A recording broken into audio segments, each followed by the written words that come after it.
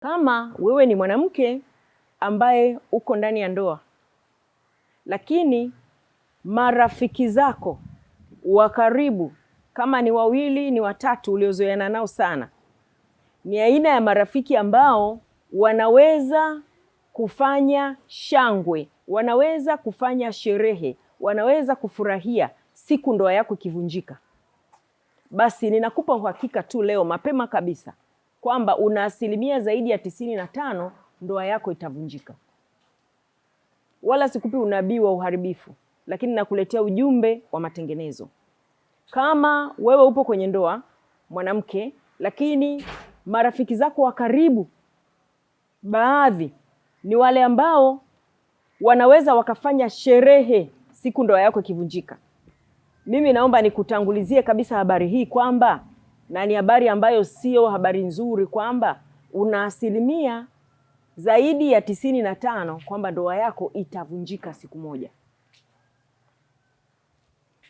Sasa jambo hili limetokea mara nyingi. Wale ambao nimekuwa nikizungumza nao, ambao unakuta wakati mwingi tayari ndoa zao ziko kwenye changamoto kubwa, ziko karibu kuvunjika, unazungumza nao, mbona inaonekana wazi kwamba kuna msukumo na mitazamo iliyoingia ndani yako ambayo imeleta aina ya ujumbe ambao ni hasi kutoka kwa marafiki zako.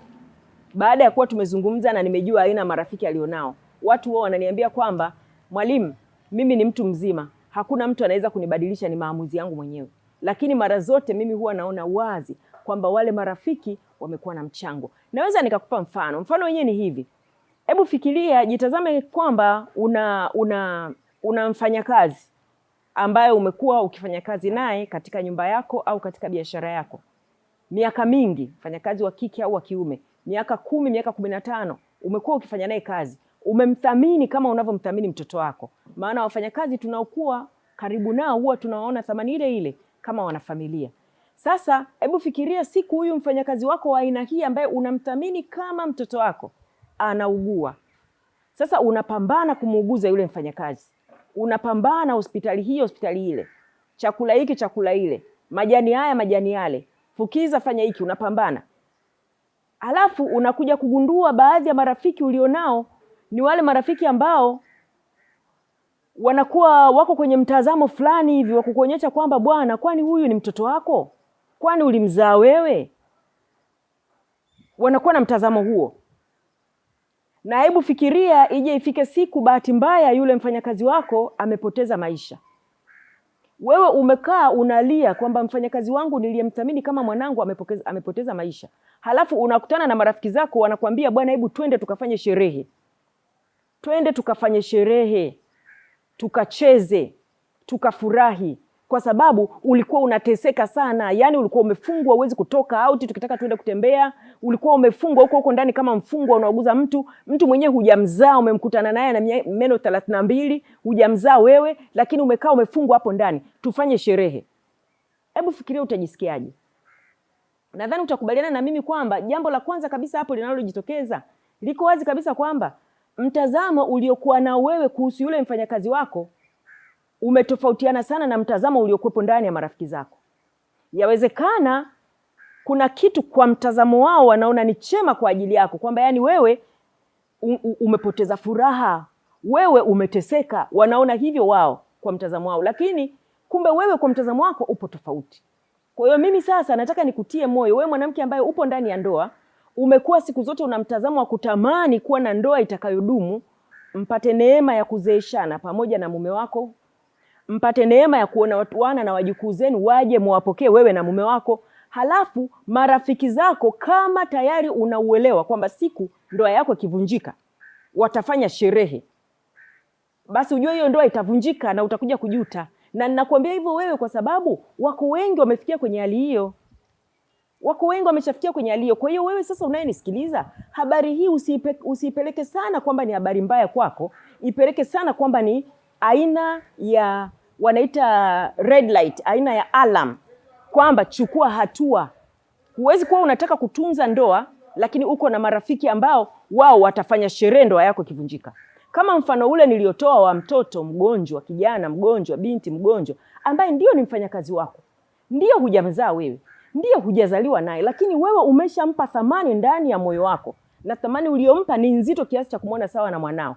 Yule anapopoteza maisha, ulichokitegemea kutoka kwa rafiki ambaye ana mtazamo kama wa kwako, wa kuthamini kijana wako, ulichokitazamia ni yule rafiki ambaye angekaa na wewe akalia wakati unalia.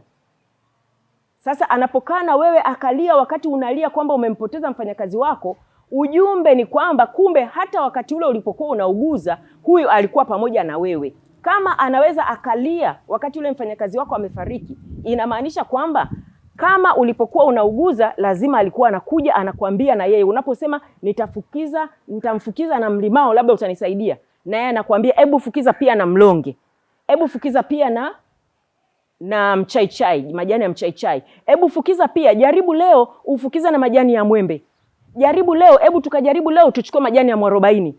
Kwa maana kwamba nini? Anakusaidia katika ile nia. Inamaanisha huyu tayari mnamtazama unaofanana katika kumthamini yule kijana wako. Kwa hiyo unahitaji kuwa na rafiki ambaye mnamtazamo unaofanana katika kuithamini ndoa yako, sio ambaye atafanya sherehe. Kwa maana ya kwamba hata kwa mfano ule wa mgonjwa, mnaweza mkashirikiana na marafiki zako vizuri kabisa kuuguza mgonjwa, na bahati mbaya akafariki, utalia pamoja nao kama ulivyouguza pamoja nao.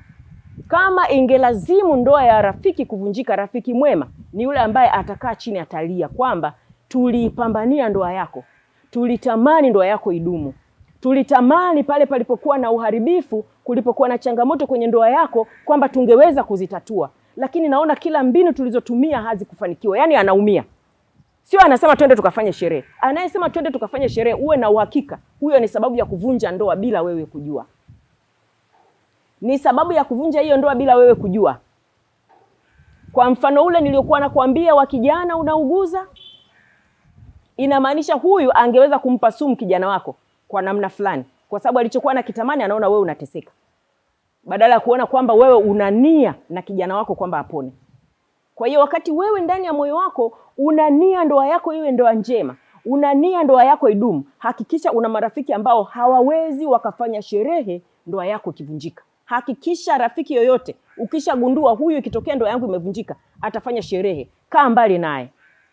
Kaa mbali naye. Hata kama unapitia changamoto, ni kweli unapitia changamoto, ni kweli atakwambia huyo sio huyo mwanaume kwani umemzaa wewe, huyo mwanaume kwani umezaliwa naye, mtu umemkuta meno 32, ni kweli, lakini wewe umeipa thamani ndoa yako. Kama umeipa thamani ndoa yako, basi kuwa na rafiki ambaye ikitokea ndoa yako imevunjika atalia, ataumia pamoja na wewe. Inamaanisha huyo rafiki leo unapohangaika wewe kushughulikia ndoa yako isivunjike, isiharibike, iwe ya furaha na amani, atakuwa na mchango wako kusaidia. Ni kusii sana na kukutia moyo uchukue hiyo hatua. Huwa inaumiza mara nyingi. Watu wanakuambia tu kirahisi kwamba hawezi mtu kunifanya mimi nikaondoka kwenye ndoa yangu, hawezi mtu kufanya ndoa yangu ikavunjika, lakini mimi huwa naona wazi kabisa ni marafiki wamevunja ndoa. Wazi kabisa marafiki wamevunja ndoa. Kwa hiyo mimi naomba nikutie moyo kwamba huwezi kuwa na akili kuliko Mungu, mwanamke mwenzangu. Neno la Mungu kutoka kitabu cha kwanza cha Wakorintho sura ya 5 mstari wa 33. Wakorintho wa kwanza 5:33. Neno la Mungu linasema, usidanganyike, mazungumzo mabaya huharibu tabia njema. Kwa hiyo tabia zako zote za kutaka kuboresha ndoa yako, mazungumzo utakao kuwa nao na aina ya wanawake ambao wanaweza kusherekea kuvunjika kwa ndoa, hayo mazungumzo yataharibu hiyo tabia. Kabla hujagundua utakuja kusema tu mimi nimeamua mwenyewe, lakini mimi leo nakupa hili onyo, lisikilize, litakusaidia. Mpaka wakati mwingine.